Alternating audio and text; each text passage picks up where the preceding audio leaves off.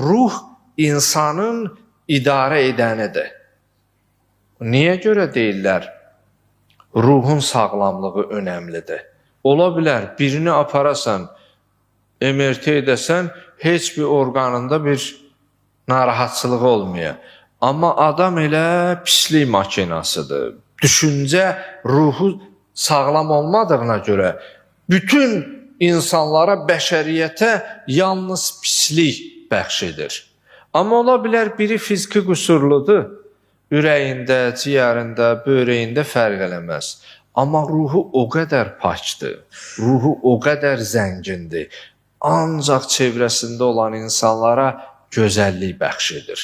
O nöqteyi nəzərdən ruhun azadlığı deyərlər, xalqın azadlığının təməl prinsipidir. İnsanın ruhunun saf olması, insanın ruhunun azad olması, əgər insanın ruhu azad deyilsə, azad ruhiyyə malik deyilsə, insan köləliyə meyilli olar. Çünki ruhən azad deyil. Mühüm olan ruhun azadlığıdır.